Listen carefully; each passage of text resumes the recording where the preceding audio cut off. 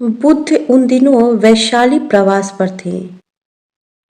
उनकी प्रशंसकों की संख्या लगातार बढ़ती जा रही थी और वहीं उनकी विरोधियों की भी संख्या कम नहीं थी। एक बार उनके कुछ विरोधियों ने मिलकर एक पतिता महिला को तैयार किया और और उसे सिखाया कि तुम बुद्ध के सभा में जाकर गर्भवती होने का ढोंग करना। बुद्ध अपनी सभा में बैठे हुए थे, तभी वो स्त्री वहाँ जाकर पेट में कई सारे कपड़े बांधकर वहाँ गई और वहाँ जाके कहने लगी, ये ढोंगी है, ये पापी है, इसने मुझे गर्भवती किया है, अब इसका पाप और छल नहीं चलेगा। ये देखकर वहाँ के सभा में स्थित सभी लोग, भिक्षु और बाकी सभी लोग हैरानी से बुद्ध की ओर देखने लगे।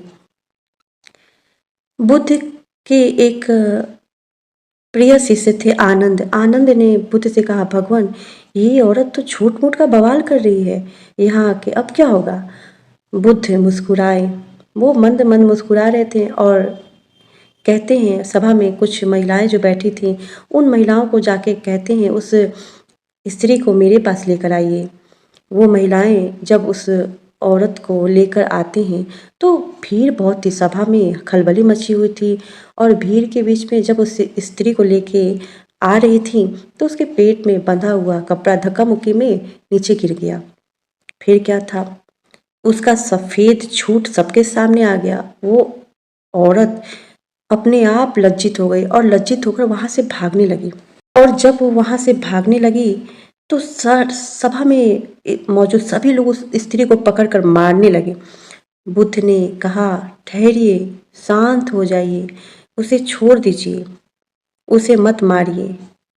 वो औरत अपने वश में नहीं है, उसकी आत्मा मर चुकी है।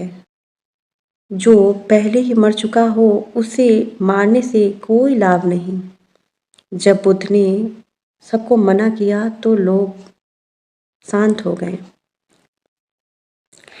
मित्रों, हम सबके जीवन में कुछ लोग ऐसे भी आते हैं जो हमारे साथ बुरा से बुरा करने की कोशिश करते हैं और हम भी बदले में उनके लिए बुराई का रास्ता कई बार अपना लेते हैं। हम भी चाहते हैं कि हम बदला कैसे लें, लेकिन गौतम बुद्ध की इस घटना से एक सीख मिलती है कि जो व्यक्ति दूसरे के साथ बुरा करते हैं, बुरा कर रहे होते हैं, बुरा करने की सोचते हैं, वो उनकी आत्मा पहले से ही मर चुकी होती है, तभी वो दूसरे के साथ बुरा करते हैं। हमें उनके लिए, उनके विरुद्ध कोई भी किसी भी तरह का प्रयत्न करके उनके जैसा बनने में कोई लाभ नहीं है। उन्हें माफ़ कर देना चाहिए, उन्हें क्षमा कर देना चाहिए, उन्हें उसके हाल पे छोड़ देना चाहिए, क्योंकि कर्म का फल तो उसे अवश्य मिलता ही है, मिलेगा ही। व्यर्थ में हम उनके लिए कुछ भी गलत करके, गलत सोच के अपना मन, अपनी आत्मा मैला क्यों करें। राधे राधे, जय श्री कृष्ण।